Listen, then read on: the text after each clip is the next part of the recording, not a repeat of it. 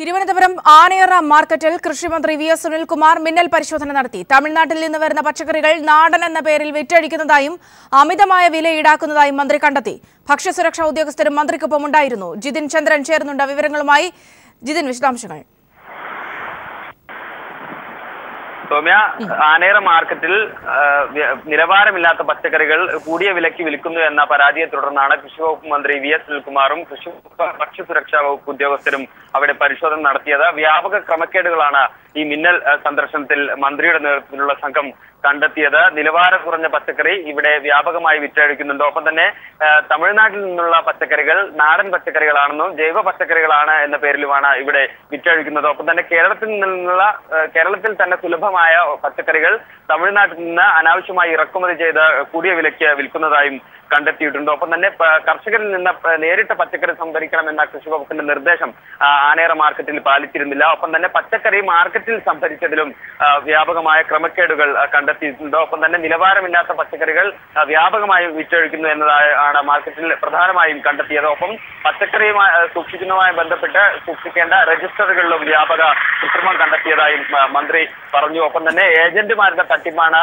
പച്ചക്കറി വിപണിയിൽ ഈ ആനയറ മാർക്കറ്റിൽ നടക്കുന്നത് എന്നും സന്ദർശനത്തിന് ശേഷം കൃഷിവകുപ്പ് മന്ത്രി വി എസ് സുനിൽകുമാർ പറയുകയുണ്ടായി. എന്തായാലും കർശന നടപടി, അനധികൃതമായ നടപടികൾ എടുത്ത അവർക്കെതിരെ എല്ലാം തന്നെ കർശനമായ നടപടികൾ ഉണ്ടാകുമെന്നാണ് കൃഷിവകുപ്പ് മന്ത്രി ഉറപ്പു നൽകിയത്. ഈ കൃത്രിമം കാണിക്കുന്നതിനും ഏജന്റുമാരുടെ തട്ടിപ്പിനും ഉദ്യോഗസ്ഥർ കൂട്ടുനിന്നു എന്ന് വേണം മനസ്സിലാക്കാൻ. ഇവർക്കെതിരെ എല്ലാം കർശന നടപടി ഉണ്ടാകുമെന്നും മിന്നൽ സന്ദർശനത്തിന് ശേഷം കൃഷിവകുപ്പ് മന്ത്രി വി എസ് സുനിൽകുമാർ വ്യക്തമാക്കി.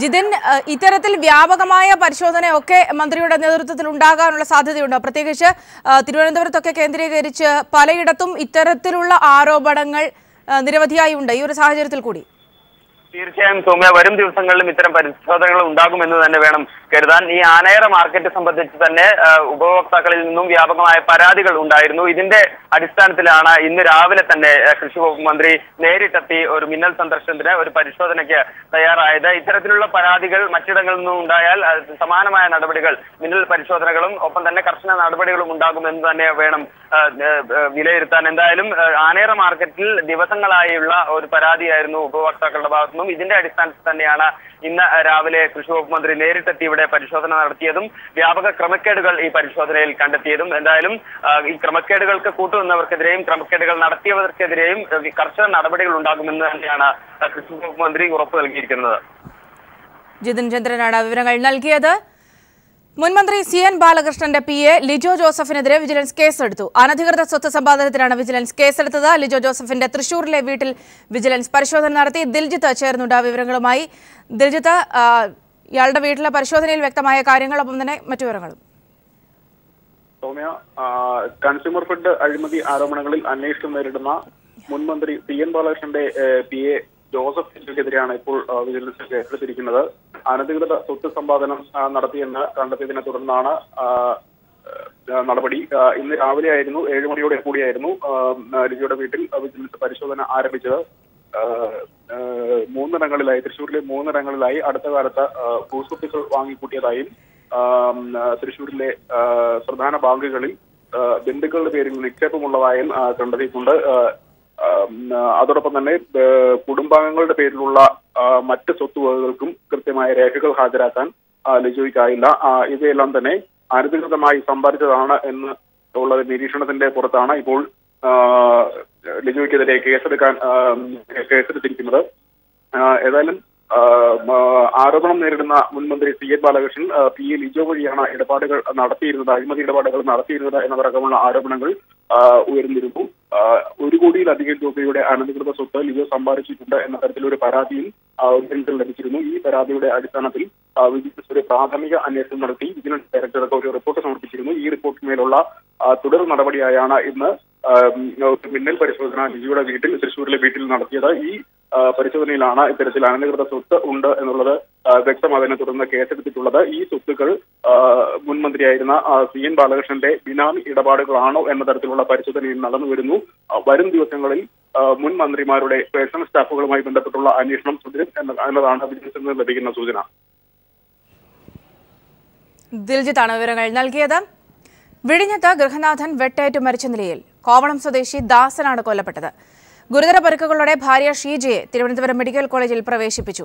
ജിതിൻ ചന്ദ്രൻ ചേരുന്നുണ്ട് വിവരങ്ങളുമായി.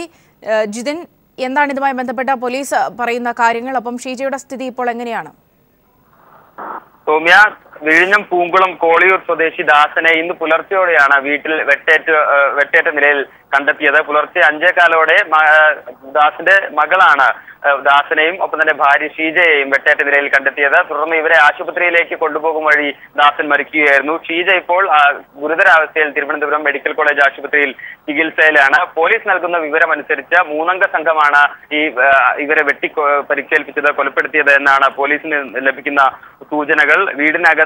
വീടിന്റെ പുറകുവശത്തെ വാതിൽ തകർത്താണ് അക്രമികൾ അതിക്രമിച്ച് വീടിനകത്ത് കയറിയത് എന്നുമാണ് പോലീസ് നൽകുന്ന വിവരം. തന്നെ ഇവർ രണ്ടുപേരും സജീവ CPM പ്രവർത്തകരായിരുന്നു. അതുകൊണ്ട് തന്നെ അക്രമത്തിന് പിന്നിൽ മറ്റെന്തെങ്കിലും ഉദ്ദേശമോ വൈരാഗ്യമോ ഉണ്ടോ എന്നും പോലീസ് പരിശോധിച്ചു വരികയാണ്. എന്തായാലും നിലവിൽ ലഭിക്കുന്ന വിവരം അനുസരിച്ച് ഇന്നലെ രാത്രിയോടുകൂടിയാണ് അക്രമം ഇവരെ പരിക്കേൽപ്പിച്ചത് എന്നും ദാസിനെ കൊലപ്പെടുത്തിയതുമെന്നാണ് പോലീസ് നൽകുന്ന വിവരം. ഒപ്പം തന്നെ ദക്ഷിണ മേഖല ADGP B സന്ധ്യയും റേഞ്ച് IG മനോജ് എബ്രഹാമും Thiruvananthapuram city police commissioner Sparjan കുമാറും അടക്കമുള്ളവർ സംഭവ സ്ഥലത്തെത്തി പരിശോധന നടത്തി. ഇപ്പോൾ ഫോറൻസിക് വിഭാഗവും പരിശോധന നടത്തിക്കൊണ്ടിരിക്കുകയാണ്. എന്തായാലും കൊലപാതക കാരണമടക്കമുള്ള മറ്റ് അധിക വിവരങ്ങൾ പോലീസിൽ നിന്നും ലഭിക്കേണ്ടതുണ്ട്. അന്വേഷണ നടപടികൾ പുരോഗമിക്കുകയാണ്. ഒപ്പം തന്നെ ഷീജ അതീവ ഗുരുതരാവസ്ഥയിലാണ് മെഡിക്കൽ കോളേജ് ആശുപത്രിയിൽ ഇപ്പോൾ കഴിയുന്നത്.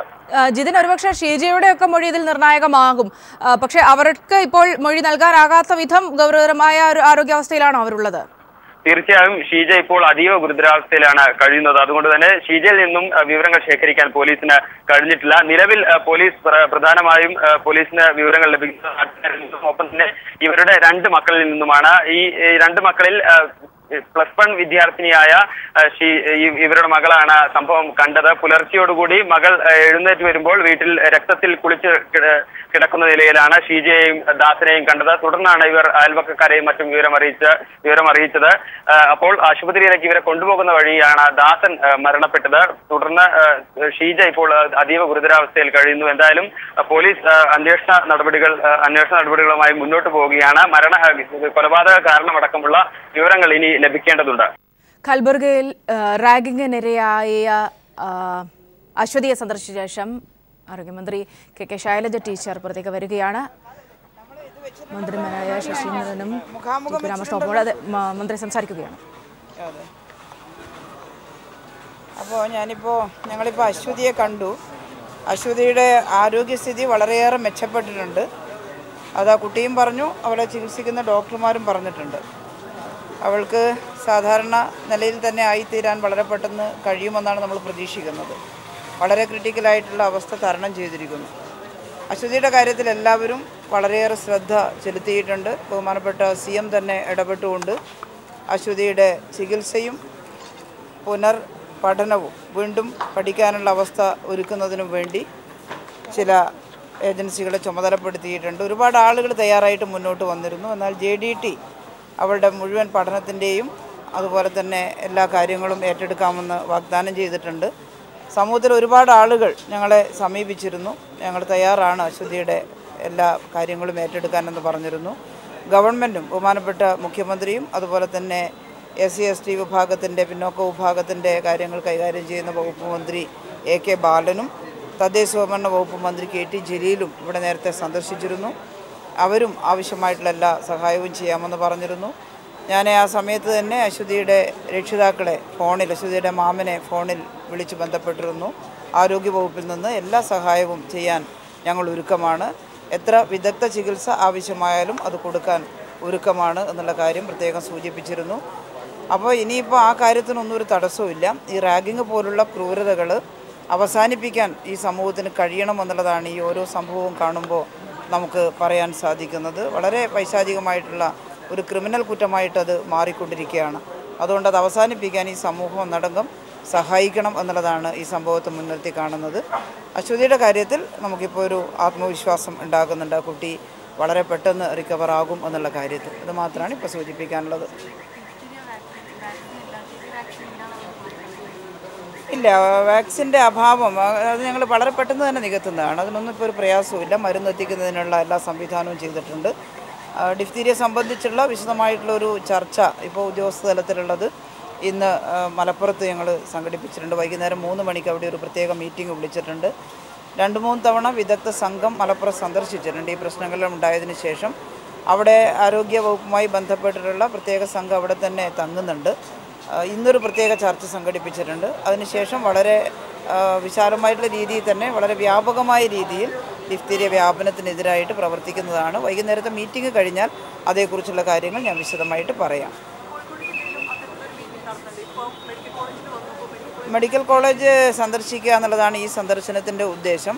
ഡിഫ്തീരിയയുടേത് മലപ്പുറത്തായിട്ട് തങ്ങി നിൽക്കുന്ന ഒരു കാര്യം മാത്രമല്ല, അവിടെയാണ് ഔട്ട് ബ്രേക്ക് ഉണ്ടായിട്ടുള്ളത് എന്നുള്ളത് കൊണ്ടാണ് മലപ്പുറത്ത് ആ മീറ്റിംഗ് വെച്ചത്. മലപ്പുറത്ത് നടക്കുന്ന മീറ്റിങ്ങിൽ മലപ്പുറത്തിൻ്റെ കാര്യം മാത്രമല്ല എല്ലാ ജില്ലകളിലും വരാനുള്ള സാധ്യതകൾ പരിശോധിക്കുകയും വാക്സിനേഷൻ്റെ അപര്യാപ്തതയുള്ള ഇടങ്ങളിലെല്ലാം ഇടപെടുന്നതിന് വേണ്ടിയാണ് ഇപ്പോൾ ആ മീറ്റിംഗ് അവിടെ നടത്തുന്നത്. ആരോഗ്യമന്ത്രി കെ ശൈലജ ടീച്ചർ സംസാരിക്കുകയായിരുന്നു. കോഴിക്കോട് മെഡിക്കൽ കോളേജിൽ ചികിത്സയിൽ കഴിയുന്ന അശ്വതിയെ, കൽബുർഗ റാഗിങ്ങിന് ഇരയായ ചികിത്സയിൽ കഴിയുന്ന അശ്വതിയെ കണ്ട ശേഷം സംസാരിക്കുകയായിരുന്നു.